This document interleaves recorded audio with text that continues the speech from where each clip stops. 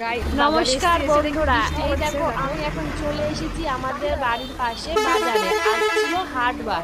ও মা, এসে দেখি কি বৃষ্টি! আর এমনই আমি একটা ভুল করে এসেছি, আমি বাড়ি থেকে ছাতা আনিনি। কি করব বুঝতে পারছি না, এখানে দাঁড়িয়ে রয়েছি। আর দেখো বাজার একটু বৃষ্টিটা কমেছে, তারপরে বাজারের দিকে এগোচ্ছি। ওরে বাবা, রাস্তায় তো মনে হচ্ছে বন্যা হয়ে গেছে।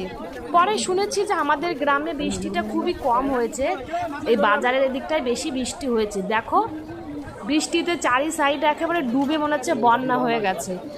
আর দিনটি ছিল হাটবার, যার জন্য প্রচুর লোকের সমাগম, প্রচুর ভিড়। এই দেখো অবস্থা দেখো, আমি তো ভাই ভয় পেয়ে যাচ্ছি, কেননা আমি যেন কোনো রকমের পা স্লিপ কেটে পড়ে না যায়। হাতে ছিল দুটো বাজারের ব্যাগ, কি করব বুঝতে পারছি না। অনেক কষ্ট করে আমি ক্যামেরা দিয়ে তোমাদের ভিডিওটি করলাম, সরি ফোনের ক্যামেরা দিয়ে। যাই হোক, এইবার দেখো এদিকে প্যাচ প্যাচে কাদা হয়ে গেছে।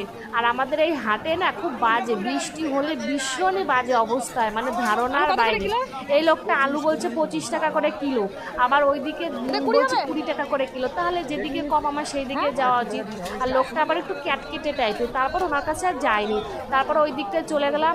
এই দেখো রে বাবা, এইদিকে তো পুরো বন্যা। আর বাপাসে দেখো দাদু শুকনো মুখ করে বসে আছে। এই যে দেখো দাদু শুকনো মুখ করে বসে আছে, দাদুর বিক্রি বাটা ভালো হচ্ছে না। আর আমি শাক পাতা নিতে পারিনি, আমার ব্যাগে একটুও জায়গা নেই। তারপরে কোনো রকমে চলে এসেছি রাস্তায়। টাটা বাই বাই, কেমন লাগলো জানি।